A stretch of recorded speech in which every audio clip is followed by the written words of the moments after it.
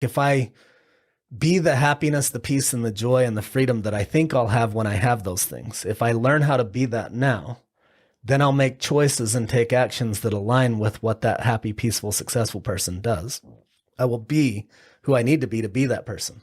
Like when I committed to Ironman, I wasn't an Ironman. You don't commit based on who you are. You commit based on who you're going to become in the process.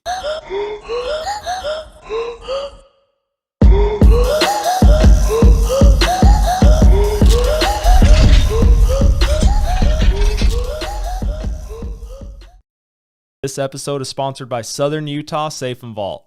It's one-stop shop, buy, education, delivery, everything you need with the safe or a vault door. Website is safesfirst.com. Their showroom is 1397 West, Sunset Boulevard, number 115 in St. George, Utah. Phone number is 435-767-7878. Hey guys, welcome back to the Derick Legg podcast. We are in the vault today. I've got a special guest. I love when I meet people first day in the studio.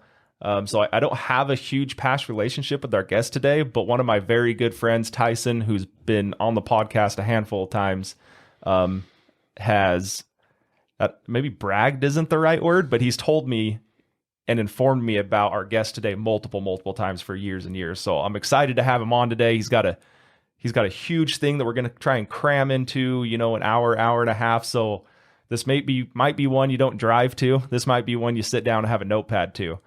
So here's our guest today. This is Christopher Stubbs. How's it going, man? Going well. Thanks for having me. No, thanks for coming in. It seems like I just can't get connected with you because my time is just always thrown off. And Tyson's always inviting me to things. And like I was explaining to you before, I've got a few businesses, and then I do this once a week, and I have a 2-year-old, and I'm just like trying to etch time. So I'm glad that we could finally sit down and do this. Yes. I follow you on social media, so I kind of have a good background of what you've done and who you are, but this is going to be great. I think we're going to have an awesome episode today. Looking forward to it. Okay, let's just dive in. Yeah. Give me a little background, and then I'll start guiding us, and we'll just hammer out some rabbit holes. Perfect. So short form story of my life. Dad was alcoholic. He was abusive. Lot of intense experiences as a child. What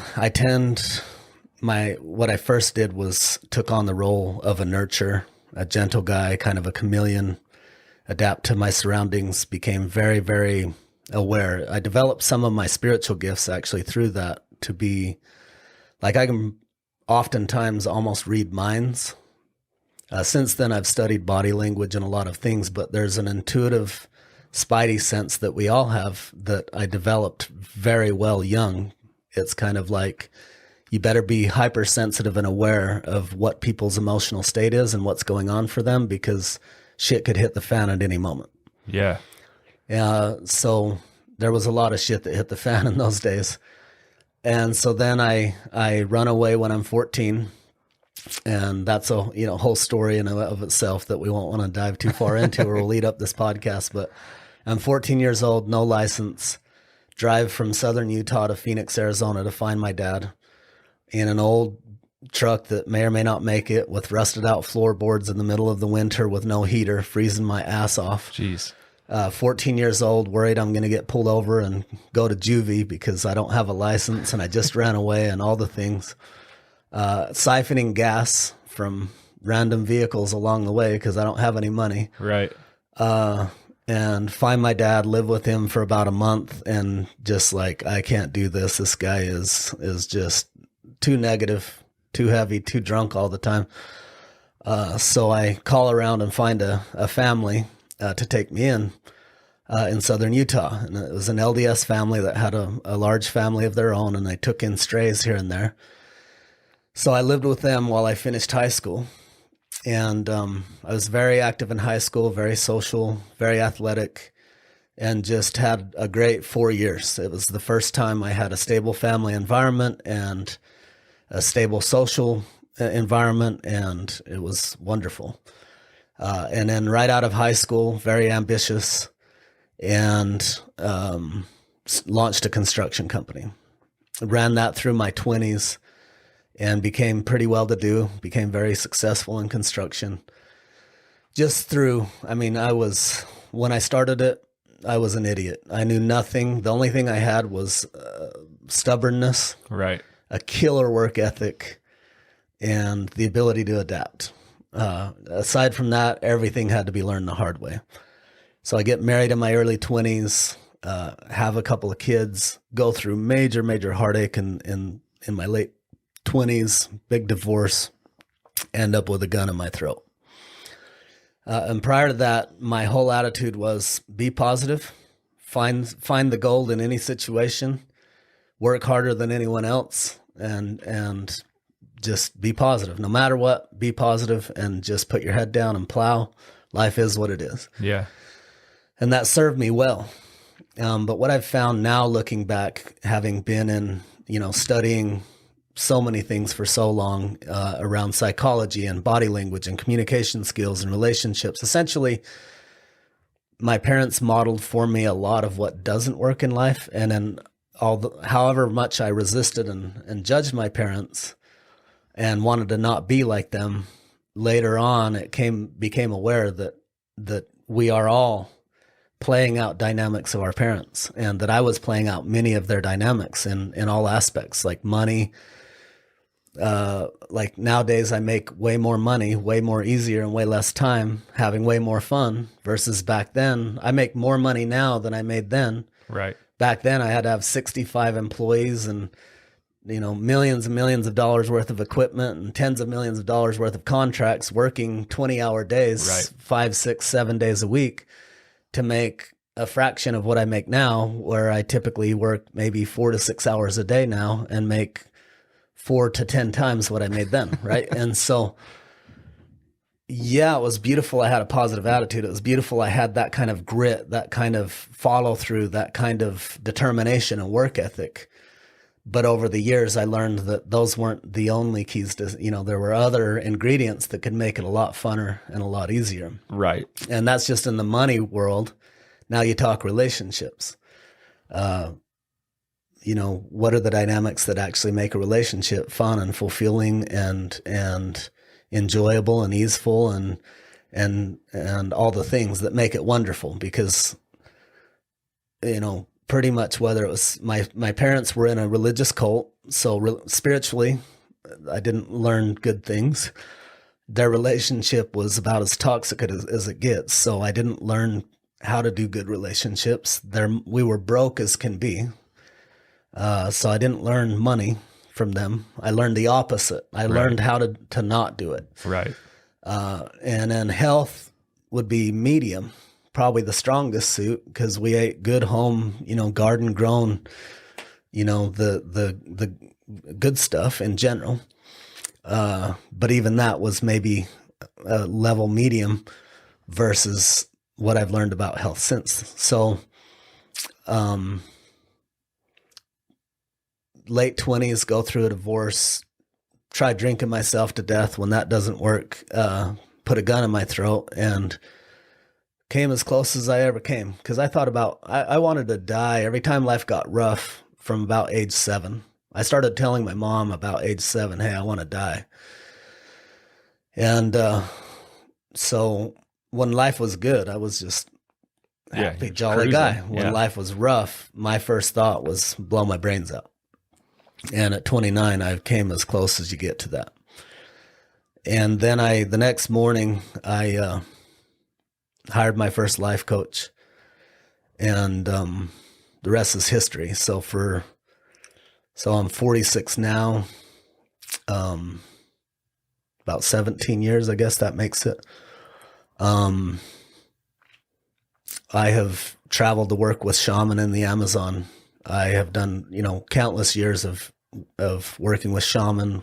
I spent 3 years working with the Lakota Native American tribe and their healing and empowerment ceremonies and initiations.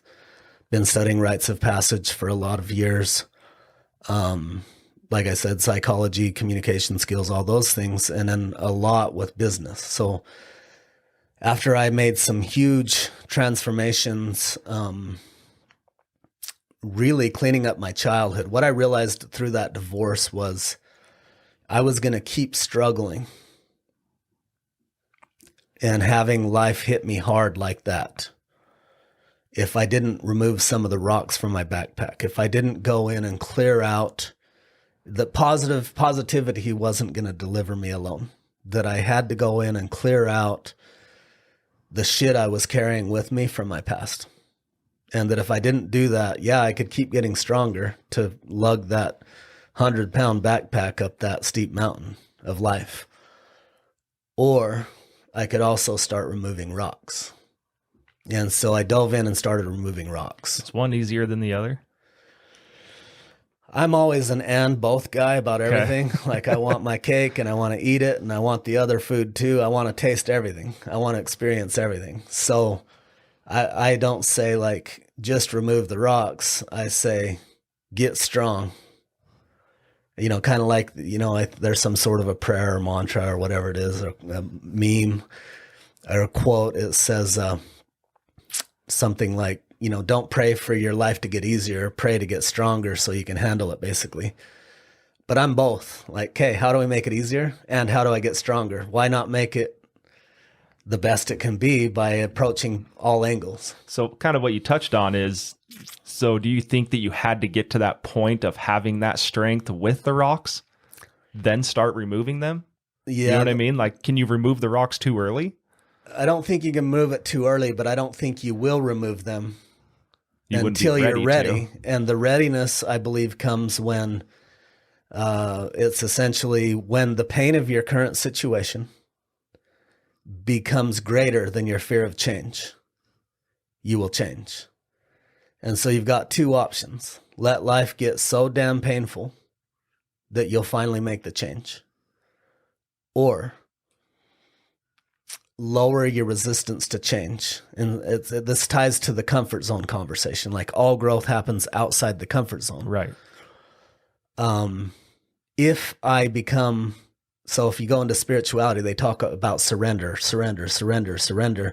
In Christianity, they might say, turn it over to God. In Eastern philosophy, it's like surrender, non-attachment. They're saying the same thing in a different way. Sure. So surrender would be like, yeah, well, let me even preface this. There's 3 stages in everything in life. There's the creation stage, there's a sustaining stage, and then there's the destroying stage. So a simple example, any animal out there lives, sustains life, dies. Human lives, sustains life, dies. A relationship comes to birth, sustains, and then either you die, or it dies. Yeah. Trees, springtime, sprout, grow, or whatever, They're autumn blossom, cycles. bloom, Yeah. and then they're green through the summer, and then fall comes and the leaves fall and they go into dormancy. So most of us are excited about the creation, whether it's a business or a marketing campaign or a podcast or whatever. We like the creation part. And we like the sustaining part because it feels safe. We don't like the destruction part. And so we put up massive resistance to shutting down a business or saying no to a relationship or, we just try to avoid change.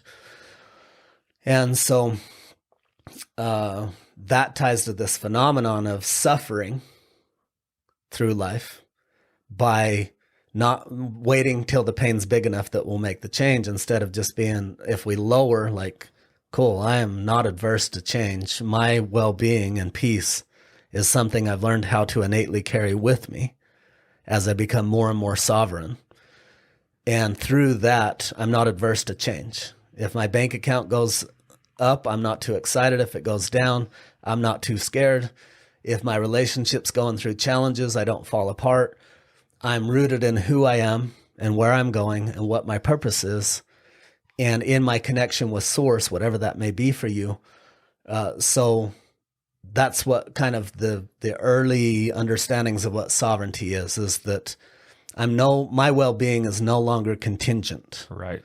upon my bank account, my social status, how much sex I'm getting or not getting, or, either the highs or the lows. I'm not riding high when shit goes one way and low when it goes another way.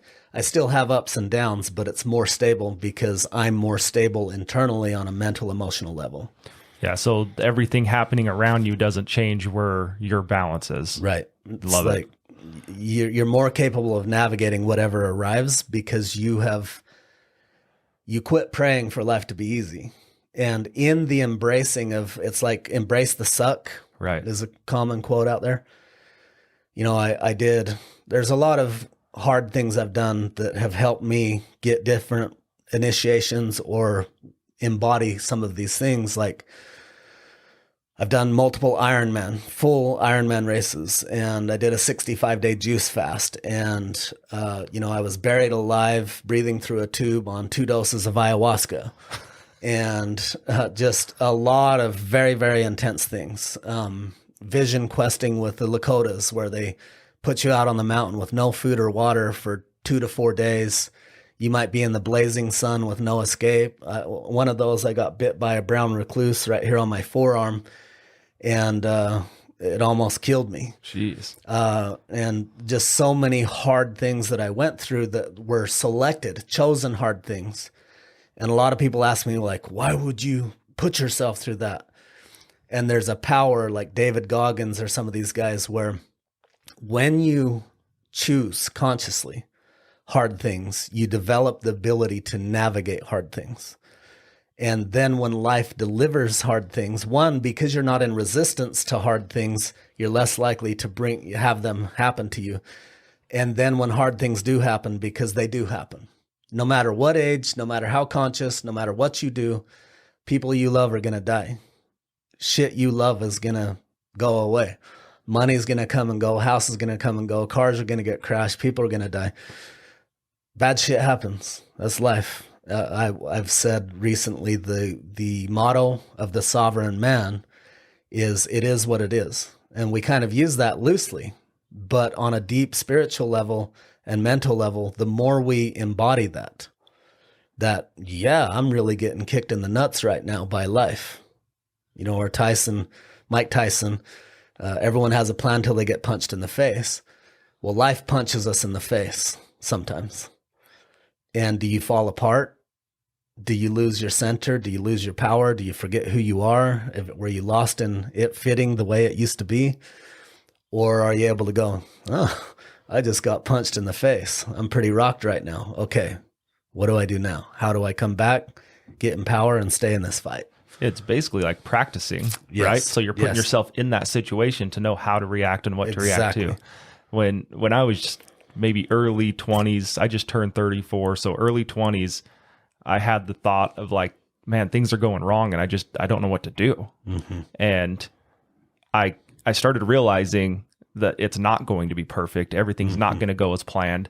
So I came up with this, and I might have heard it somewhere. So if I'm stealing this from someone, then no one throw it in my comments. But I kind of thought like you got to pencil in losses. Mm-hmm. But I didn't realize till recently I had to go a step further in that. It wasn't just expecting that there's going to be losses. It's what you just, like I was getting tingles when you were saying it, because I was like, man, I've just realized that in the last few years. Yeah. Not only do you have to expect it, you have to know what you're going to do to react to it. Yeah. And if you get caught with your pants down, right, then I think that's where people fall into that victim mentality and that negative mentality. And you're not ready for that, right? There's been countless times for anytime I was driving. So I like to drive fast. And there's been countless times I was driving fast or crazy or whatever. And I'm like, okay, this or this could happen right now. Car could round that corner. My tire could blow. And these are all the scenarios that could happen. And every time when I would drive, I would play out what I would do if that happened. And that saved my life so many times because, one time I was driving in Mexico on this amazing journey we'll have to talk about another time to go. I went and found an indigenous tribe that's still in Mexico, that's indigenous, that doesn't contact the outside world. And got in and got to go in and meet them and spend time with them, which is almost impossible to do. And, but I'm heading there, and everyone drives fast in Mexico, and they're narrow roads, and the shoulders aren't well developed, and there's potholes and there's dips, and you could, they're just different. And I'm driving 80 miles an hour down this 2-lane highway in the middle of nowhere. And a goalie gusher rainstorm comes down, and I'm thinking I might come up over one of these ridges and hit a puddle and hydroplane. Well, sure as shit, that happened probably 30 seconds later. And I'm 80 miles an hour sliding sideways, taking up both lanes in my Cummins diesel pickup in Mexico in the middle of nowhere.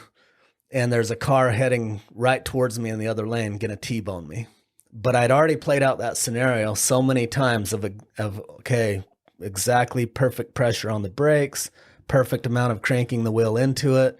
And then once it grabs, I'm going to have to, crank it back without overcorrecting and feather the brakes and all these things. I had played it out so many times that I did it perfectly. And if literally in that scenario, if you're a half a second off, if I would have hit dry pavement sideways, yep, it's flipping. If I would have not corrected before that car, I'm T-boned. Just so many scenarios, but it's this, what you said. I've already prepared myself for this situation, mentally, emotionally, all the things, physically even, because of all the driving experience and pushing the edges in so many ways on ATVs. You've never driven fast before, you're screwed. Right. And so, there's so many scenarios in life that applies to, that if you're not preparing yourself, and you're not, just like working out the body, you must condition the brain, because the brain is a horrible master and a tremendous servant. But if your brain goes wherever it wants to because you haven't disciplined it to focus where you tell it to, if you can't take your brain and make it like a well-trained dog, that if I tell a dog sit and stay until I tell you otherwise, if you can't do that to your brain, you're not actually living your life.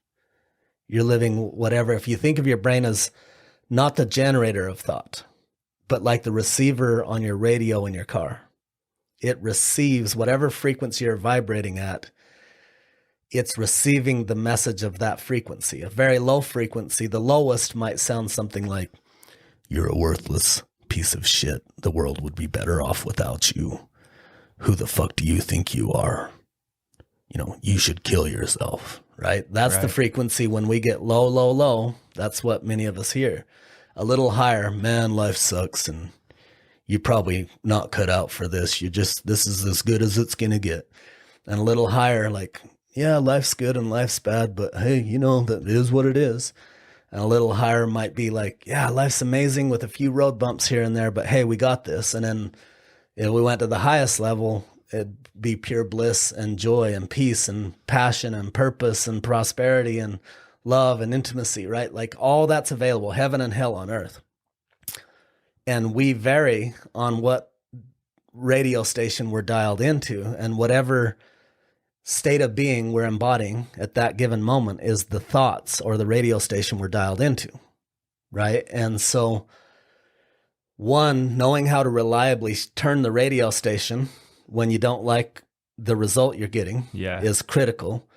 And a key aspect of that is that you need to be able to, part of that is conditioning the mind, that when I say focus, and this requires working the mind out every single day. And I don't mean learning stuff. Yes, learn something every day. And I recommend even journaling every day. But beyond that, for me, the practice is meditation. I meditate anywhere from an hour to 2 hours a day. So I do it anywhere from 2 to 8 times a day, typically twice, but sometimes up to 8 times, depending on what's going on.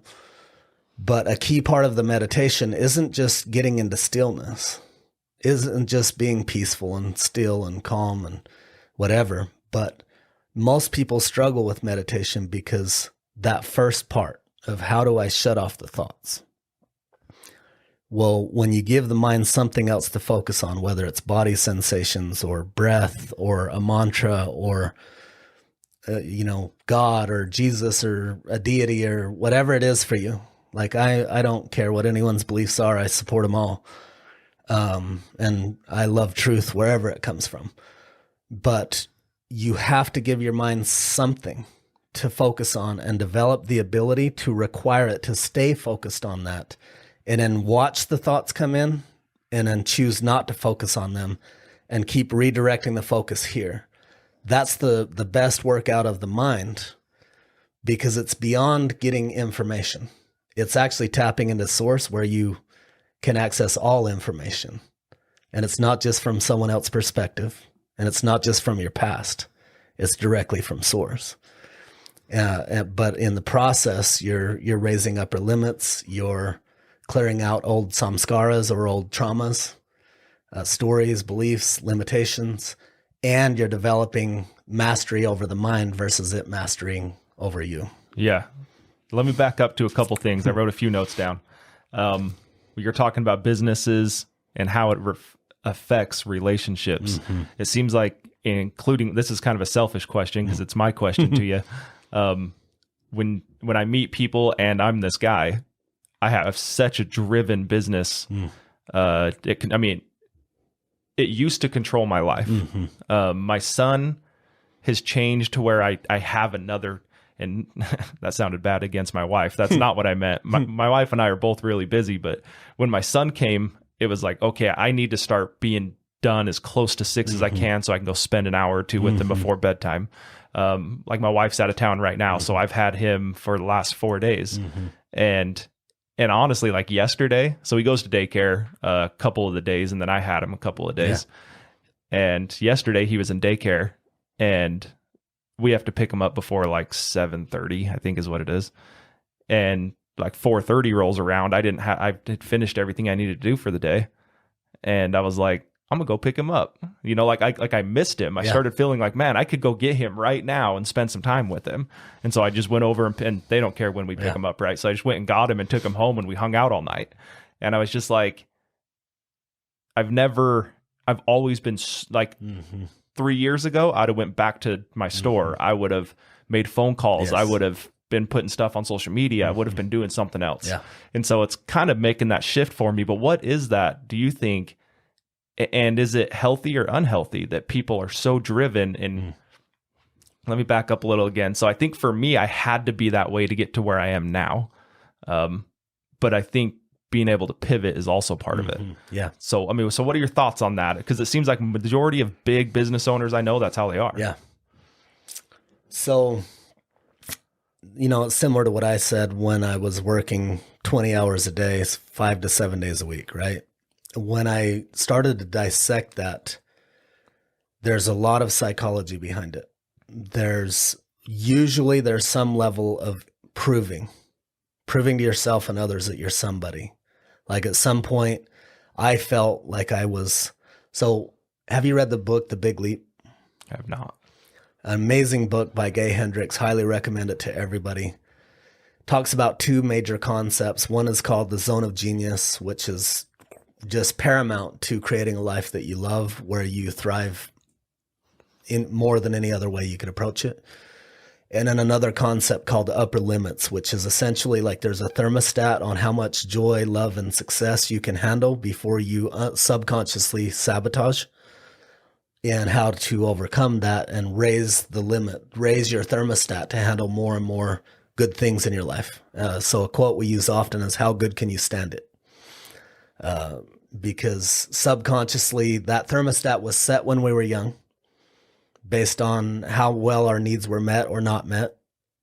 And then we either go about consciously resetting that thermostat and rewiring our nervous system to handle higher and higher levels of positive energy, or we repeat patterns over and over that keep us again in our comfort zone. Because comfort zone isn't just discomfort in pain or struggle.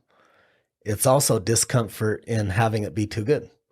How many times did you go make a bunch of money and then hurry and spend it, or have something bad happen right after they ate it up? Often. How many times have any of us, had a decent relationship, gone on vacation, had an amazing time for the entire vacation, and then have a big blow up just after, right? This is upper limits in action. Is we're accustomed to it being, say, a level 5. For a few days or a week, we were running at level 8 of awesomeness. And then we can't handle it at level 8. We're outside our comfort zone. So we subconsciously go start a fight or get in an accident or get injured or get sick so that we can go back down to where we're accustomed to being. Ryan Stewman calls it the law of average, right? Like the law of average. So yes, I've heard all these terms, so it all tying it together. Yeah. So, where was I going with that? Relationships, business, working hard. Yeah. So to shift these things, a lot of times what we do is we'll go to a mastermind or we'll talk to a coach and we go to strategy. And strategy is beautiful, but the subconscious is running the show in your life. That's the unpacking of the rocks, right? If, I could work 20 hours a day. I could be at war with myself and life. I could grind and grit. That's why you see that message promoted so heavily by Grant Cardone and so many people. Grind, more. But then there's other people that have learned how to make more money than these people that grind and grit, have more ease, more joy, more connection, more time for their children, more time for themselves, more time for travel, more time for life and play and fun, and make more money by actually aligning with other principles. So I'm all for being the strongest, grittiest guy in the room. Like, develop that. Every day I pour a thing called Sananga. I don't pour, I drip. One drop in each eye. That's a shamanic from the Amazon. It's from a flower that burns the shit out of my eyes. It is miserable. And I do it almost every day. Put a drop in each, and for about 2 minutes, it's miserable.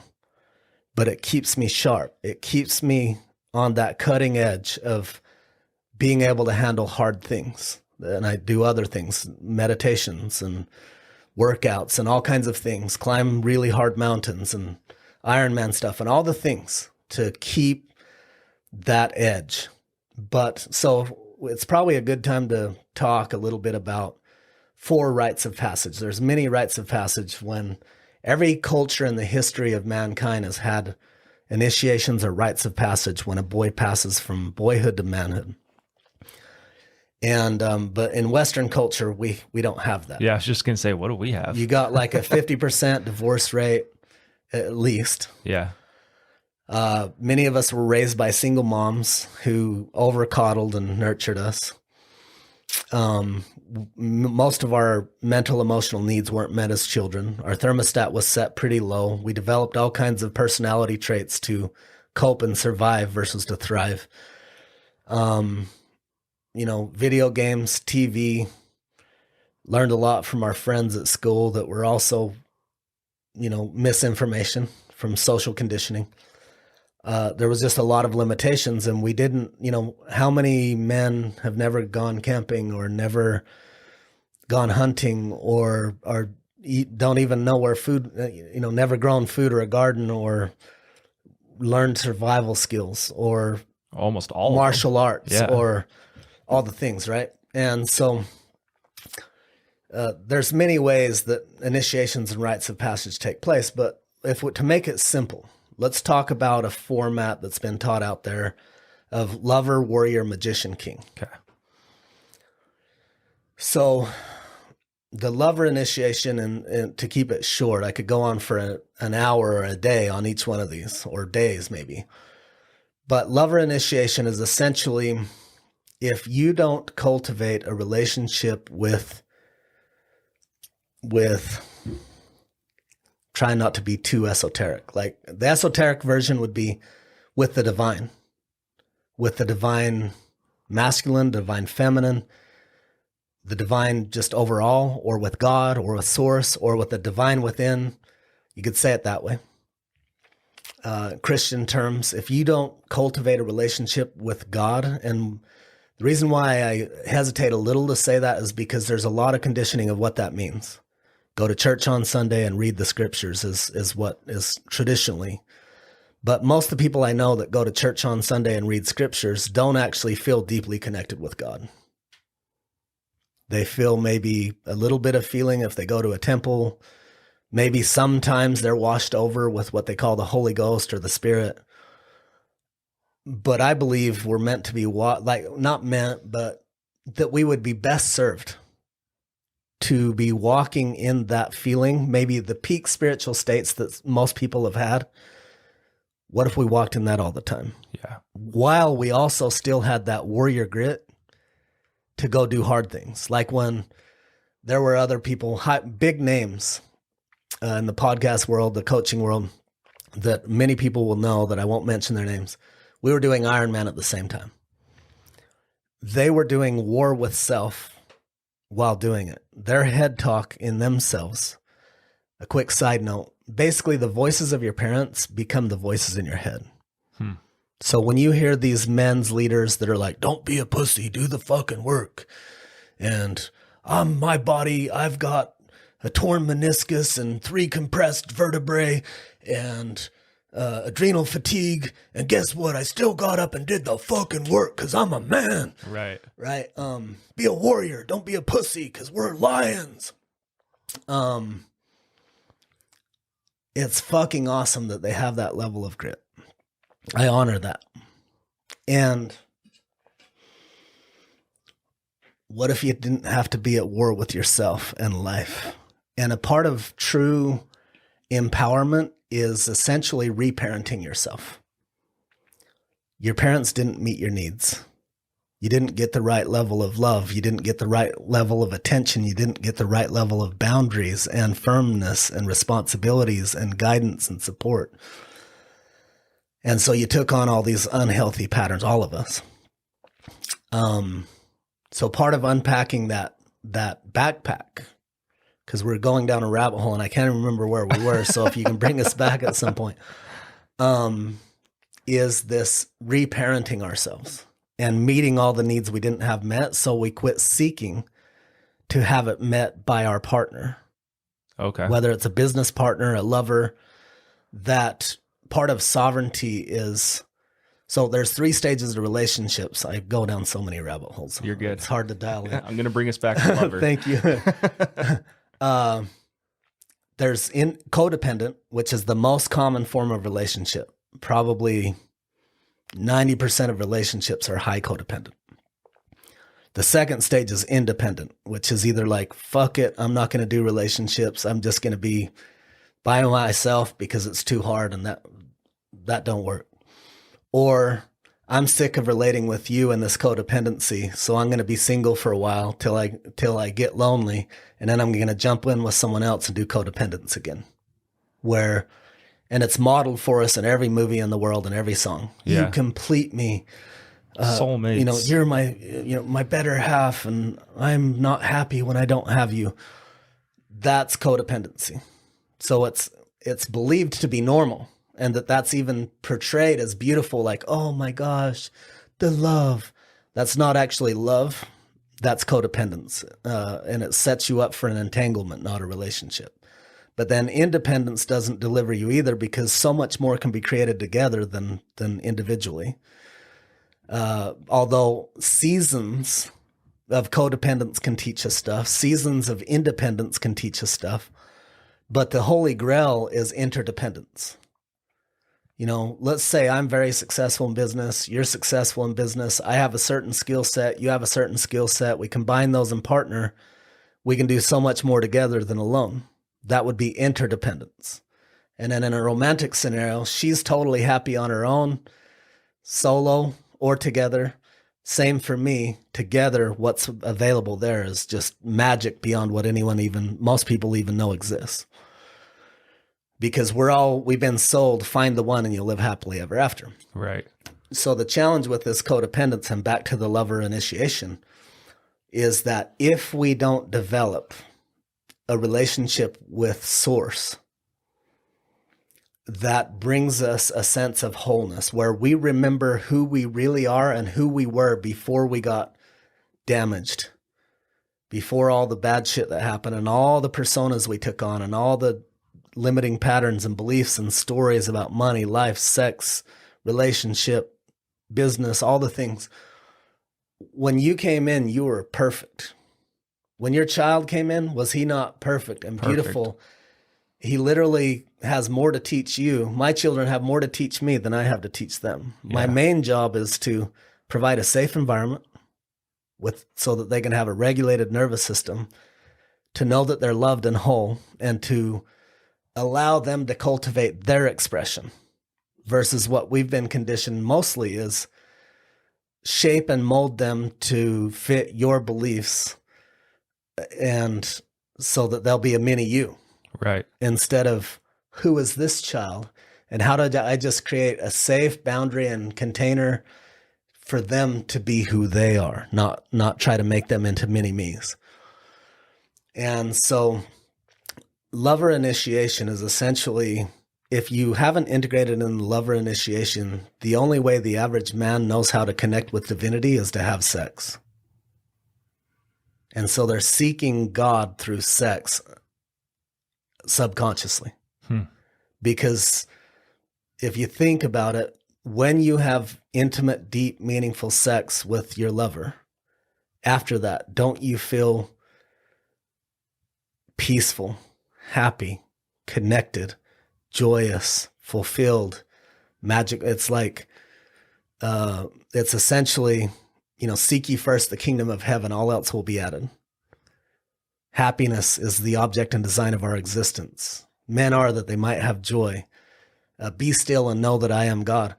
There's all these things that are pointing towards essentially how to have heaven on earth, and usually the most heavenly state that men access, because we've been conditioned not to connect with our feelings, to not have body awareness, to just grind and grit through and be tough and, carry the burden. Those things can block, if not done properly, and adding the other ingredients of breath work and meditation and stillness and being present with yourself and reparenting yourself to change those voices to be with love. Quick sidetrack to finish up that Ironman thing. While those other people were grinding and gritting at war in Ironman and getting more and more injured and fatigued and worn down, I was actually increasing, kind of like Iron Cowboy. Did 50 Ironman, 50 states, 50 days. He got worn down, and then he actually finished, got stronger, and then finished with his fastest time. Which is insane. Insane, right? So similar to when you don't just grit and grind and you add. So the conversation I'm having when I'm running Ironman and I'm gritting it out and I'm hitting the second, I've swam 2.4 miles. I've cycled 112 miles. I'm in the blazing heat. My hip's on fire. Usually it was my right hip and my right knee that was first to start really getting fatigued and burning up and just wanting to stop. I get halfway through that 26.2 mile run, and that last 13 miles is about as hard as the whole rest of the thing put together. But the conversation in my head is to myself, hey buddy, I know this is hard. I got you. What do you need hey hip, what do you need right now? Oh, I could change up the stride. I'm like, hey, I really want to finish this thing. I need you to do that. How can we work together? Like if you how old's your son? 2. Do you know what Red Mountain is here close? It's probably the steepest, hardest hike around. Yeah. Imagine you're taking your 2-year-old with him hiking his way rather than you carrying him up that hill. Would you say, oh, quit crying. Right. Don't be a pussy. We're going to get up this mountain. Yeah, I've caught myself saying, let's see those muscles, Right. man. So if I wanted to hike up that mountain and I wanted him to grow, would I sit and yell at him and talk down to him and tell him, don't be a pussy? Or would I say, hey, buddy, let's go up here. There's a really cool spot. We can make a fort. Okay. Right. And I make it an adventure. We get a little further. Hey, you want to take a rest and eat a snack? Yeah. You could get that 2-year-old up that mountain, and you'd only have to help him in a few spots where he just literally physically can't. Yeah. But you could empower him through love to have that grit without any guilt, any shame, any beat up, any voices being inserted in his head about how he'll relate to himself in the future. That's what I've had to learn with myself over the years. So when they're gritting, they would share it on social media, these other men, all those things I've said. I'm nurturing myself. Hey, buddy. Now, mind you, so the average man thinks that's weird, right? Oh, nurture? No, man, be a man. Well, dude, I'm finishing an Ironman faster than all these guys. The grit's there. Right. Only difference is I got a smile on my face. I'm talking nice to myself. I'm cheering on all the other people. People are approaching me after the race. I know you were the guy cheering everyone on and always smiling and having a good time out there. I wasn't at war. I was accessing deep, spiritual, blissful, joyous, loving states with myself and others and the whole experience. So I'm doing the same gritty thing faster than these other guys with way more ease and joy and fulfillment and connection because I'm not at war with myself inside my head. So tie that back to the lover initiation. The man that hasn't integrated the lover initiation turns into the nice guy. Have you read the book No More Mr. Nice Guy? I have not. It is a must for most men. Essentially, he, in an effort to connect spiritually and to feel that deeper sense of fulfillment, we adopt the theory, happy wife, happy life. So then you turn into a puppy trying to make mama happy, which makes, then you forsake your purpose, your power. And now you hear this expressed in the polarity coaches out there, like man leads, woman follows, she submits. There's some truth to all that, but there's also some riddled with some other things. So the initiated man into the lover initiation becomes so fulfilled in his relationship with Source that he's no longer the suckling boy that needs mama to get him there because he gave it to himself. So now when he goes to her, instead of the codependence of I need this, so I'll give you this if you'll give me that. Now we're transactional. Between me and God and myself, I've given myself everything that I need. So when I approach you, I'm giving from my own overflowing cup. I'm not here to take from you. I need nothing from you. I choose you because I choose you, not because I need you. And I'm giving not from an empty cup. I'm giving from an overflowing cup. I'm giving you my overflow. I'm not sacrificing myself to help you because that's hero shit on victim, villain, hero. That's automatically going to create drama. There's will be resentment and projection and blame and arguments. So I remove that from the table when I solve these rites of passage. So the first one, lover initiation. I've developed that relationship in a way that I no longer need anything from her. I gracefully receive anything she has to give, and I increase my capacity to receive 100-fold than I've ever had because we've all restricted our capacity to receive. So now I don't need anything, but I'm more capable of receiving than ever before. And because I show up not needing anything, she feels safe. Instead of like another kid she has to nurture and coddle and, take care of, she feels she can melt into you, which means she can open to you, heart, legs, whatever all those things might be. And you don't need it, so it's even more fulfilling because you're not filling an empty tank, you're already full.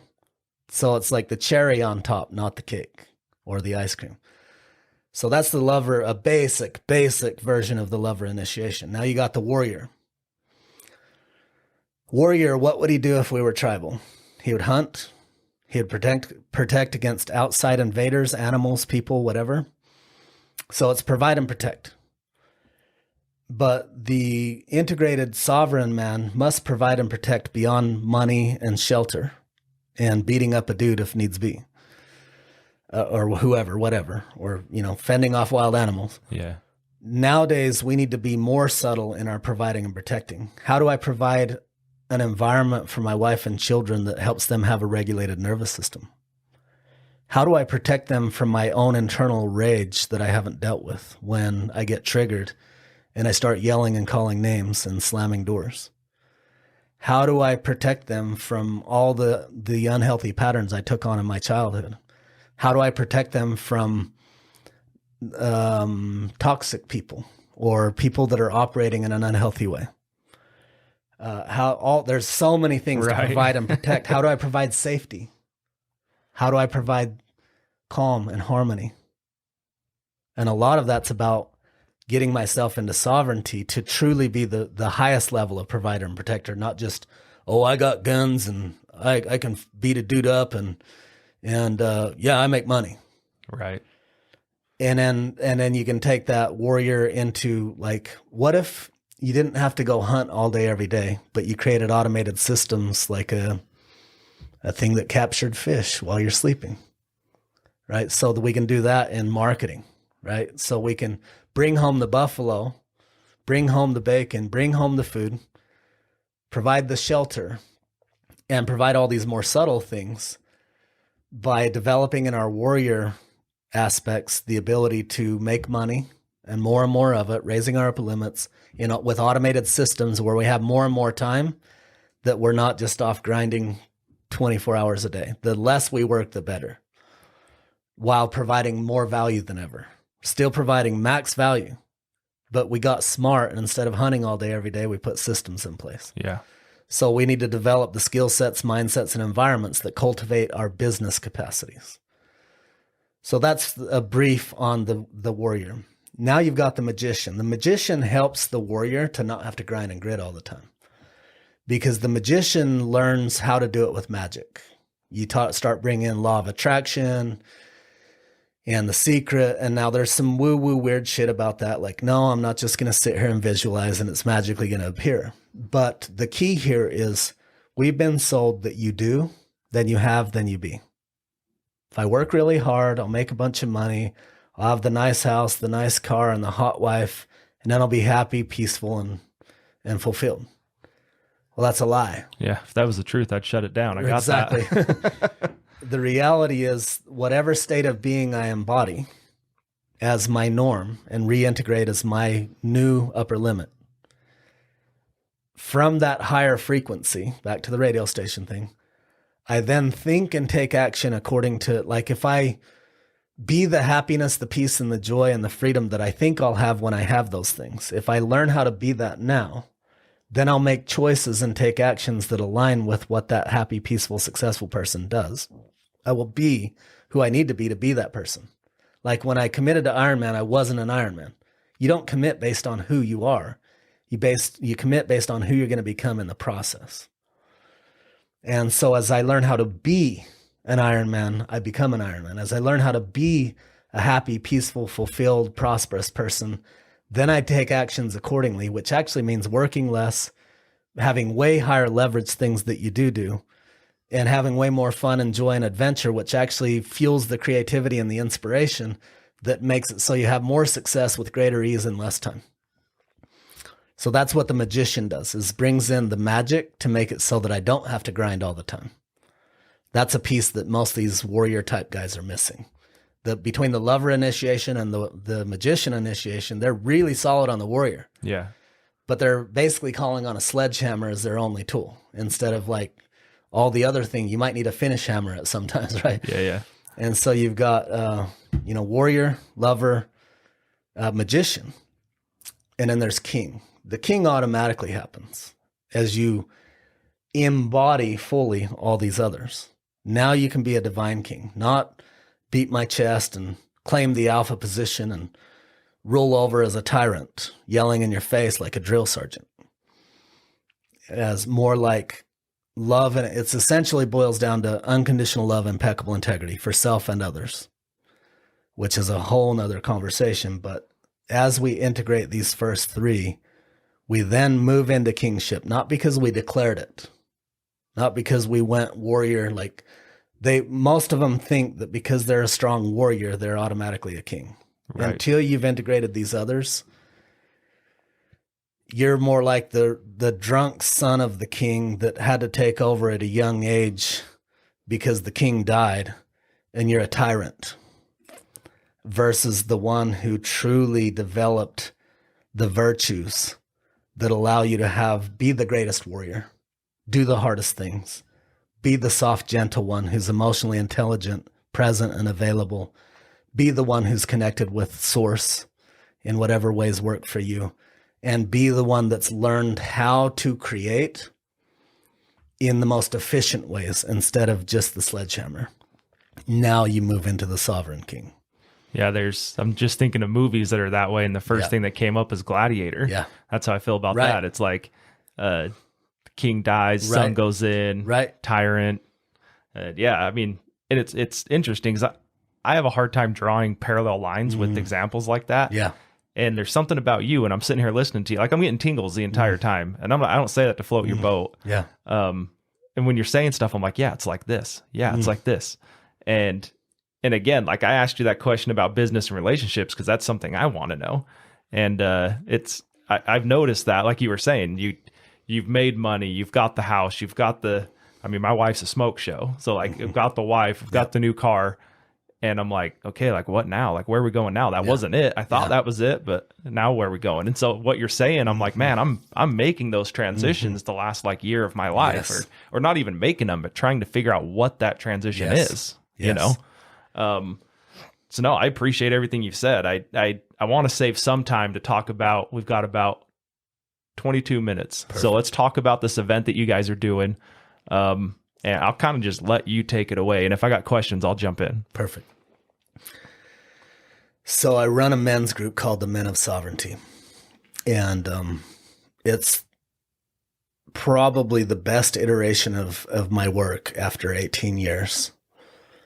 I've facilitated many, many men's groups and live events and retreats and warrior weeks and an event called the Initiation. These can be essentially like Hell Week for special forces. And we, not just Hell Week physically, but mentally, emotionally, spiritually, like we push their bodies to the edge, which breaks down their ego temporarily. And then, there's been different iterations, survival skills to fitness to the extreme to then relationship stuff and business stuff and spiritual stuff and all these things, just really pushing them far beyond what they're typically accustomed to. And it stretches them so much that they can't go back to life the way they were. But I'm running an online group for the last year and a half or so called the Men of Sovereignty.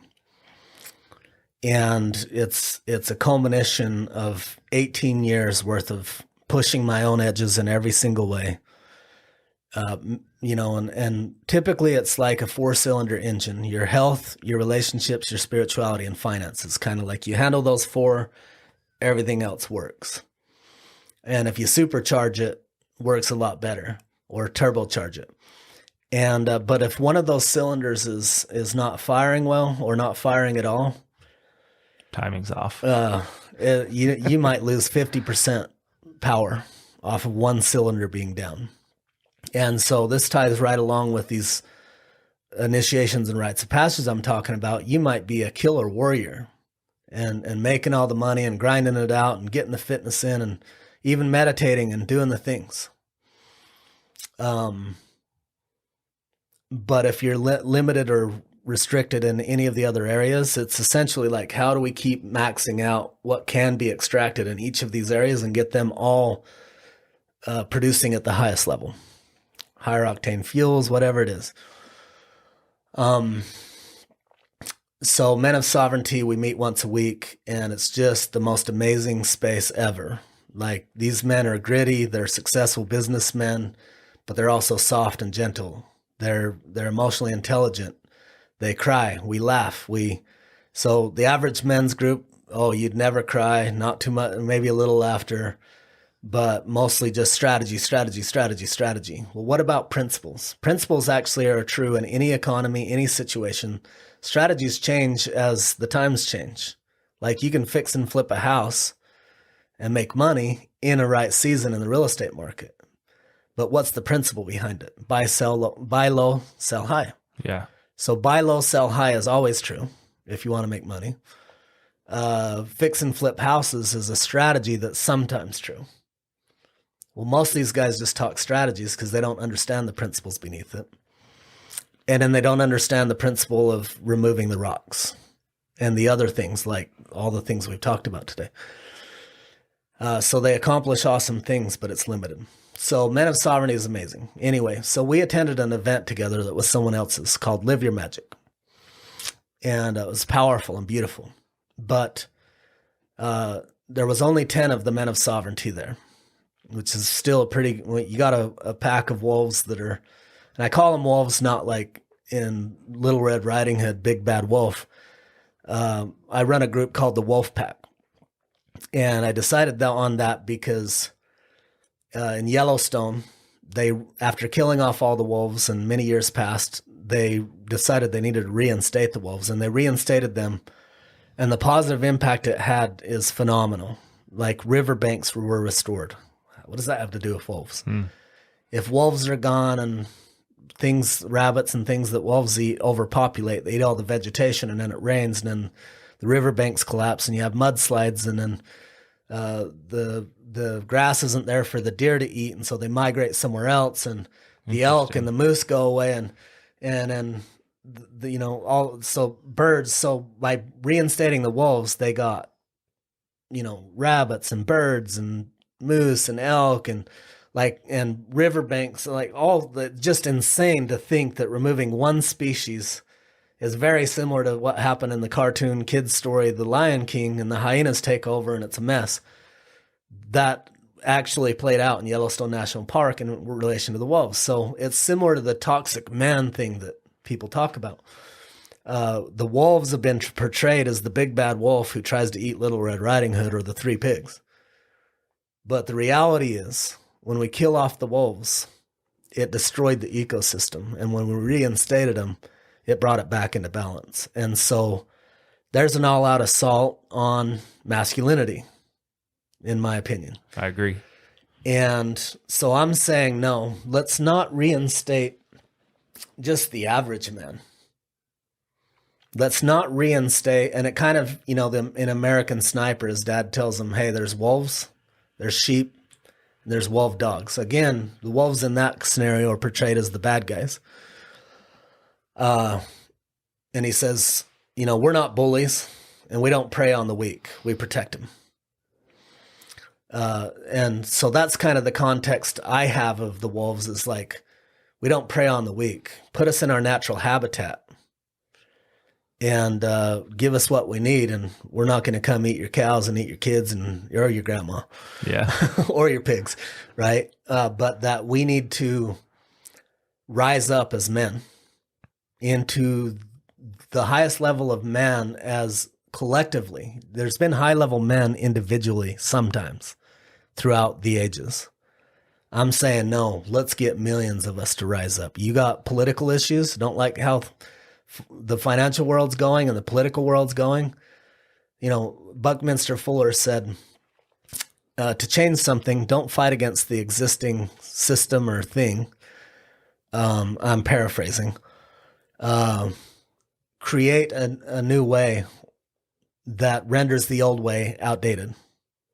Right. And Mother Teresa said, if you invite me to an anti-war rally, I won't be there. If you invite me to a pro-peace rally, I'll be the first one there. And so if we apply those principles to how do we really affect change? Fight the government, go to the voting and vote, resist and be upset all the time, talk shit about it, probably not going to do a lot of good. But what if you and me become the best versions of ourselves, go through these rites of passage, integrate into the most sovereign, integrated, conscious, empowered, gritty, soft, gentle, emotionally intelligent, like the hardest and the softest, the most emotionally available, yet the most firm, integrous, boundaries, grit, commitment, follow through, all of it in such a way that we can't be manipulated. We cannot be controlled. And that we empower so many men to be in their full power what if we just literally bled these corrupt people out by having so damn many empowered people that when they try to force you to do stupid shit, like take away my medical freedom and make me do shit I don't want to do. We'll just say it that way. Sure. Or take away my other amendment rights. I mean, we've shit on COVID enough on this podcast. So. That there's going to be some type of resistance. The more empowered we are, the more we might not even have to go to war or have resistance. Like, what if we were so empowered that no one bought into the shit anymore? What if everyone turned off their fucking TV quit watching the news, and focused on being the best them they could be, and truly got embodied into the most powerful, highest version they could be. No, we would no longer elect narcissists, because who rises to the power positions? Narcissists every time. Well, we're the dumbasses electing them. Yeah.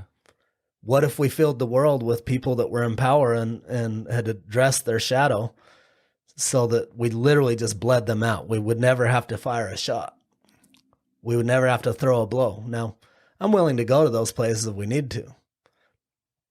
But what I'm doing is I'm creating something new that renders the old outdated instead of resisting what is. Where mostly we've been conditioned to resist what is. Yeah. So Men of Sovereignty is that. We attended this event. It was crazy powerful, and especially for all the other people, not us. It was powerful for all of us. But for all the other men and women in the room that witnessed 10 men running together as a pack that could laugh, that we did some martial arts free, like they were doing dancing. And one of the guys said, "Hey, I really want to throw some blows with someone right here. Anyone want to do it with me?" One of the other guys, they're both into martial arts, like, yeah. So there's men and women around, and a lot of the women got scared. Oh, no. And we're like, look, we're not going to hurt anyone, but we want you to taste what it looks like to not be scared of masculine power. This is a safe container where you're going to witness raw power, where we thump on each other in a loving way that's not about hurting or competing. It's a dance. This is part of the flavor of our dance, is that we like to get together and roll and choke each other out and punch each other in the face. We like it. It brings something out in us that is powerful, and it's innate and it's natural, just like my little boy who loves to tussle, and right? And we're tired of stifling this, and we're not here to hurt you or hurt anyone or hurt each other. So the dance floor clears out, and these guys are smacking each other. They're not punching each other, but they're smacking hard. They're kicking enough to hurt, and they're tossing each other around. And some of us other men are going around making sure no one gets hurt from them tossing each other around. And there were many experiences like that where the women got, oh no, like right. Violence. And we demonstrated by our ability to hold them, to be gentle, to be present, to not objectify them, to be emotionally intelligent and available, to be spiritual, to laugh, to cry, to fight. They were all awestruck, both men and women, men that were too soft and didn't have the hardness, men that were too hard and didn't have the softness, and women that were just totally fearful of toxic masculinity. Their minds were blown, and they all had these huge transformations witnessing what a sovereign man looked like. And not only that, a group, and not that we have achieved full sovereignty, that we're on the path of sovereignty, right? That we're every day striving to embody the highest expression we can be by cultivating all the flavors of the most powerful creator you can be, right? And so it was so awe-inspiring to witness what happened to the group, the entire event, by us being there. One of the guys afterwards said, man, people should pay us to attend their events. And I'm like, damn right they should. But I was like, that's kind of a hard sell. Hey, dude, you want to pay us to bring my dudes? We'll show up. We'll show up, man. Let's negotiate. That's a hard sell. And so I thought, you know what? You're right. The world deserves this. This would be a huge blessing for people to witness and experience this. So what we're going to do, I don't like selling shit that's hard to sell. I want something like feed a starving crowd. Sell them something they want. So I was like, no, we're going to create our own event. And so for the last year almost, we've been developing what we're calling Rise Sovereign. You can access it at risesovereign.com. And it's this live experience coming up April 14th through the 16th in southern Utah, Homestead Ranch. And we're going to have I'm pretty sure we have the entire Men of Sovereignty group coming this time. We're going to have somewhere between probably 75 and 100 participants total. out on a beautiful ranch in nature with lakes and wildlife. We're going to do some equine therapy, working with wild Mustangs. We're going to do we have some of the most skilled breath work facilitators in the world, going to go to some amazing places through breath. I have one of the most powerful money mindset shifters in the world coming in to do a 2-hour experiential money upgrade. We're going to go to some very deep places with meditation to help people break through. I've been meditating for 20 years or something. And I've got some critical keys that make it so that you're like, oh my God, I'm no longer checking off meditation because I'm supposed to. I can't wait till I get to meditate again, because it changes your life so big when you finally get to these deeper states.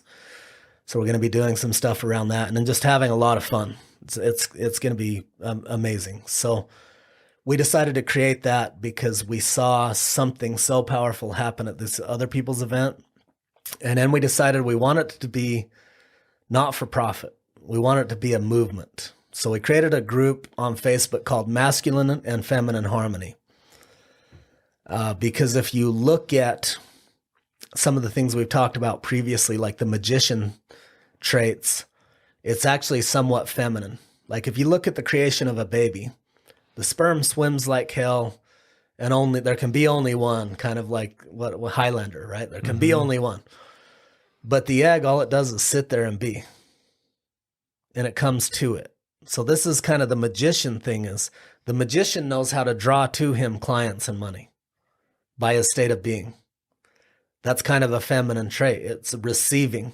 The masculine's penetrating and seeking and conquering, and the feminine's receiving and opening, right? And just being. And so part of in general, we're conditioned as men, don't be soft, don't be emotional, don't show weakness, and don't be feminine at all, because you'll be teased for being, something bad. The reality is I can run with any masculine. Let's go do any hard shit. I'm not scared to do any masculine shit with anyone. I love it. It lights me up. But I've also expanded my comfort zone to relish in deep states of joy, ease, bliss, where you manifest naturally by your frequency. Bob Proctor says what does he say? You don't attract what you want, you attract what you vibrate. So we're back to frequency. Mm-hmm. Nikola Tesla said, if you want to understand the mysteries of the universe, seek in terms of sound, frequency, and vibration. So it's literally magnetics in action. How do we learn to activate magnets instead of having to manually drag everything to us or go out and get it? What if we have both? And so there's certain feminine traits, not that we get all femmy. There's certain, it should be pretty clear I'm not a very femmy guy. Yeah. But there's certain traits that allow you to have ease and peace. Wow. You do really cool, hard shit that's gritty, that wakes up that primal side that feels amazing, and able to take the blows of life, the hits. So how do people find out about this? Is there like a website to sign up? That's the website you gave us. So risesovereign.com. Go there, get all the details. If you have any questions, there's a chat feature there. We've got someone lined up to answer any messages there. Amazing event coming up soon.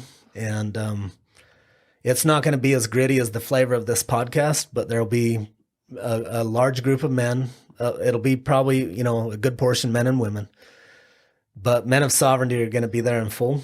And I'm sure we'll fight and wrestle and work out and do cold plunges, and plus sit down and watch an amazing horse experience and do a little dancing and singing and playing. And we've got a few minutes, and I just feel I have something telling me to bring this out of you. So you did a video just recently, and I don't know if it's the same horse experience, about the Mustang laydown, I believe you called it. Yeah. We've got a few minutes. Awesome. Can you just kind of run through what that is? Because I'll be honest, when I saw it, I'm like, the hell is this? Yeah. Right? Yeah. And then when I watched it and I started not having an opinion and just being open to it. Yeah. It's super cool. So maybe we got 3 minutes. Amazing. So this guy is highly experienced with horses. He brings out this Mustang that's never dealt with humans in its life, literally fresh off the range. And it's standing there. And at first he has his other horse there. And this horse is fine when they're both there. And then partway, and he's showing you what sovereignty looks like in horses. And so he, partway through, maybe 15 minutes in, he has his assistant take the other horse off and put the horse in the trailer far away. And this other Mustang just starts pawing and whinnying and freaking out and just not okay. It's codependency versus sovereignty being demonstrated right in front of your eyes. And then he's firm with it, but loving. Because if you coddle too much, you reward the panic behavior, then you condition it to be more panicked. But he'll be firm with it, like, hey, chill out. You're okay. He'll gentle, so a little feminine, nurturing, little masculine, like, hey, don't be a pussy. Right. And he works with it until it slowly gets calmed down and regulates its own nervous system without having its buddy there. And then once he's kind of calmed down, then he takes it and gets it to lift up one of its arms, the front ones, and he ties it. And so now it's standing on 4 legs, and it realizes my arm's tied up. And then he puts pressure on it. So if you're too gentle with a human and you just let them stay in their shit, like let's say you went through a divorce and you go, yeah, man, you are a victim. You should sit and drink and feel bad for yourself. She did suck. Yeah. She's crazy, man. Dude. She's crazy. Right. Then you're not helping. Right. But you ought to be nudging that guy a little forward. Like, hey man, I know it sucks. I'll listen to you. You can bitch for a minute, and then I'm going to tell you to get up and let's move forward and help you move through this stuff. Let's unpack the rocks and whatever, and let's move forward. So he ties its arm up and puts pressure on the harness with the rope. Not enough to force it. He says, I could drag it. I could tie it to the truck and drag it, but we would traumatize it. Right. So you don't yank the guy out and say, don't be a pussy. You say, hey, man, I get it. I hear you. Holy crap, I empathize with you. Let me pat you on the back and help you feel better a little bit. And then I'm going to kick your ass and say, get your ass up. We're going to work out or whatever the thing is. We're going to go on a hike. And we're going to shift your attitude, right? So he keeps enough pressure to make it be uncomfortable and feel like it needs to take a step forward to keep its balance. And at first, it feels crippled. The same way you would when you went through a divorce or a bankruptcy or going through a hard time, you feel crippled. And so it's demonstrating what codependency and non-sovereignty looks like. So then he keeps nurturing it and calming its nervous system and then keeping the pressure until finally the horse over time, maybe about 30, 40 minutes, realizes, hey, I can still walk, just like we do after we go through these hard things. Man, I only have 3 legs right now, but I can do this. And you watch the horse go from codependent to sovereign, and the rest of the process, we're running short, is then he ends up tying up the second front leg. And so now the horse is down on its front legs trying to fight it and gets uncomfortable being down on the front without the back, with the back up. So finally it lays down. And he describes a horse views us as predators because us and bobcats and other things have eyes in the front. Horses have them on the side. So if you have eyes in the front, to the horse, you got 15 people right there. You got 15 mountain lions ready to eat it. Right. And so now it's trying not to surrender. It's scared. It don't know humans. As far as it's concerned, we're a predator. Right. We're about to pounce it. And so now he's laid down, 2 arms gone. He can't walk at all. So he's scared already. Shit, I'm surrounded by predators and I've only got 3 legs. I'm screwed. And then he works it through that. Now it's 2 arms down. Now I'm effed. It's over. I'm dead. And you can see it going through all these emotions and panicking and breathing and fighting it and trying over and over to get up and all the things. And then finally it surrenders. This taught in what we talked about, Eastern philosophy. It finally just lays down and basically you can watch it accept, okay, I guess I'm dead. And you watch it go through it and accept it. And then after it accepts it, it just relaxes and it lays down. It goes into this peaceful state. And then one at a time, he brings you up and you nurture it. You rub its back and you be gentle and kind with it. And over time, the horse literally starts smiling like, like you're getting the best massage of your life. And you watch this horse go from completely panicked and codependent and not okay on its own to scared and go through all these cycles. And while you're watching it, you're relating it to your own life. Like, oh my God, I know how that feels. And then it models for you what it looks like to be sovereign and to quit being codependent and to quit being a nice guy and to claim your power, even if you're down, even if both legs are off, that power is still there. And so it's just the reason why I wanted it here is I'm here to help men step into sovereignty and then to help us bring back the ecosystem into the world of what the most healthy men. We're not I call them soy boys. There's the other side is like these super soft guys that, do whatever their version of men's retreats are. You got these macho men, you got these soy boys. I'm saying, hey, I'll take the best traits of these and the best traits of these. And that's my crew. And we're bringing back the wolf pack to reset the ecosystem to where we have the best of all of it and a whole new breed that's never been before on this level. There's been individuals that have achieved it, like masters, Gandhi, Jesus, Buddha, but never have we had an entire tribe or thousands. Like I'm saying, however many we can gather. Let's get as many men as powerful and as whole and as healthy as possible and see what we can do in this world. So we've created this. I usually charge several $1,000s for an event. This one's only hundreds, in the low hundreds. And we're not taking pay for it. Right.